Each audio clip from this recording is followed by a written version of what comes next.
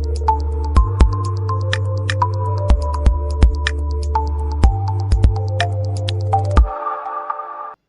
Hello guys, class of science में आप सभी का स्वागत है। और वीडियो आप लास्ट तक देखिएगा क्योंकि आपको वीडियो के लास्ट में मिलेंगे हमेशा मेरे आने वाली हर एक वीडियो में आपको मैं लास्ट में आईएमपी ऑब्जेक्टिव्स देने वाला हूं। और ये ऑब्जेक्टिव्स आपके मेन एग्ज़ाम में एज अ ऑब्जेक्टिव आने की बहुत बहुत ज़्यादा संभावना रहेगी। और एक यूनिक वे मैंने सोचा है कि हर एक वीडियो के लास्ट में मैं आपकी किसी एक कमेंट जो मुझे सबसे अलग और सबसे अच्छी लगी होगी, उस कमेंट करने वाले का नाम और उसके कमेंट के बारे में आपको मैं बताऊंगा। तो आप चैनल को सब्सक्राइब करें और जितने प्यारे से प्यारे कमेंट हो सकते करिए। हो सकता है आपकी अगली वीडियो में आपका नाम आ जाए और आपके कमेंट सभी के सभी सुन पाएँ या देख पाएँ। तो मैं हूँ कन्हैया पवार और मैं आपके लिए लेकर आया हूँ most important topic, photosynthesis. Yes, photosynthesis. Photosynthesis class 10th and 12th और 12th बोर्ड एग्जामिनेशन को लेकर मोस्ट आईएमपी क्वेश्चन में से एक है। तो चलिए शुरू करते हैं। हाँ, और आपको एक चीज़ बताना चाहता हूँ कि मेरा एक स्टूडेंट है टिंकू, जिसको मैंने फोटोसिंथेसिस ऑलरेडी पढ़ा दिया है। तो हम आज उससे जानते हैं। चलो बेटा टिंकू, बताओ इनको क्या होता है फोटोसिंथेसिस। जी सर।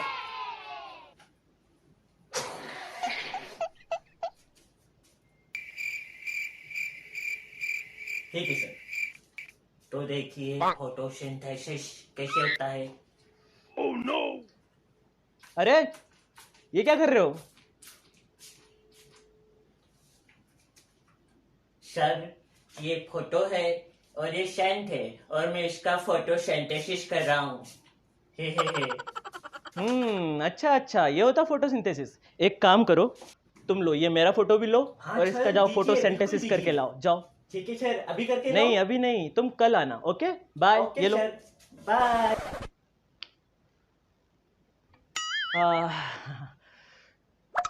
सो गाइस, कुछ बच्चे बहुत नोटी होते हैं, बट आई होप कि आप लोग इस टॉपिक को बहुत अच्छे से समझेंगे। एंड मुझे पता है कि आप चिंटू से बहुत ज़्यादा स्मार्ट है और आपको ये टॉपिक बहुत अच्छे से समझ में आने वाला है। आप इसे बहुत अच्छे से याद कर पाएंगे। तो शुरू करते हैं। मैं आपको बताता हूँ कि फोटोसिंथेसिस को समझने के लिए या याद करने के लिए आपको मेजरली केवल 4 वर्ड्स को याद करने की ज़रूरत है। तो फोटोसिंथेसिस को याद करने के लिए आपको एक छोटा सा काम करना है, केवल 4 वर्ड याद करना है, जिससे आपको फोटोसिंथेसिस परफेक्टली और हमेशा के लिए याद हो जाएगा। तो 4 वर्ड्स मैं बताने जा रहा हूँ, देखिए ध्यान से। आपको पहला वर्ड याद रखना है सनलाइट। सनलाइट आपको सन से मिलेगी। आपको सेकंड पॉइंट याद रखना है क्लोरोप्लास्ट। ये जो क्लोरोप्लास्ट है ये प्लांट्स की लीव में होता है। थर्ड पॉइंट आपको याद रखना है कार्बन डाइऑक्साइड यानी कि CO2। एंड फोर्थ पॉइंट है वेरी इजी, जो हमारी लाइफ के लिए बहुत जरूरी है, H2O यानी कि वाटर। यस, इन 4 टॉपिक्स को आप यानी कि 4 पॉइंट्स को आप याद कर लीजिए और आपके लिए फोटोसिंथेसिस याद करना बहुत बहुत बहुत इजी होने वाला है। मैं फिर से आपके लिए रिपीट कर रहा हूँ। सनलाइट जो सन से आएगी और क्लोरोप्लास्ट जो फोटोसिंथेसिस करने वाले प्लांट की ग्रीन लीव यानी हरी पत्तियों में होगा। कार्बन डाइऑक्साइड जो प्लांट बाहर के एटमॉस्फेयर से एब्जॉर्ब कर लेगा। और जो वाटर है, आपको पता है कि सभी को पता ही होगा कि प्लांट की रूट्स होती है, जड़ें, जिसके थ्रू वो पानी और मिनरल्स वगैरह को एब्जॉर्ब कर सकता है। तो ये वाटर जो है प्लांट को उनकी रूट के थ्रू मिलने वाला है। अब होता क्या है एक्चुअल में, ये मैंने बनाया एग्जाम्पल के लिए सन यानी कि सूरज। इसको इंटरेस्टिंग बनाने के लिए हम इसको स्माइली बना देते हैं। स्माइल करता हुआ सूरज। अगर मैं यहाँ पर एक प्लांट बनाता हूँ, ध्यान रखिए मेरी ड्राइंग खराब नहीं है, लेकिन मैं यहाँ पर आपको समझाने के लिए फटाफट थोड़ी सी इजी टाइप की और सरल सी ड्राइंग बना रहा हूँ। एक फ्लावर लगा देते हैं।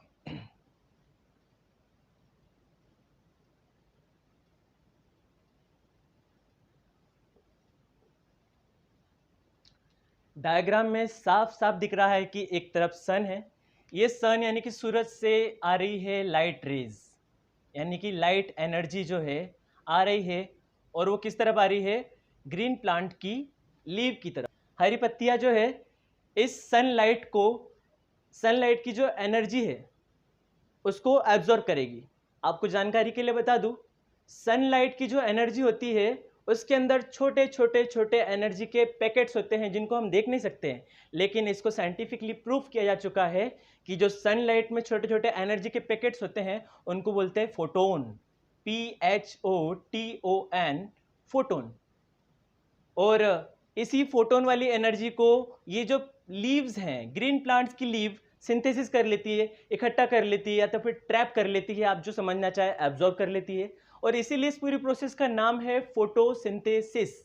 डायरेक्टली अगर कहें तो ग्रीन प्लांट जो होता है सनलाइट को एब्जॉर्ब करता है और उसी सनलाइट को केमिकल एनर्जी में कन्वर्ट कर लेता है और इसी को फोटोसिंथेसिस कहते हैं। तो इसी हिंदी कॉन्सेप्ट को आप इंग्लिश में कन्वर्ट करके लिख लीजिए।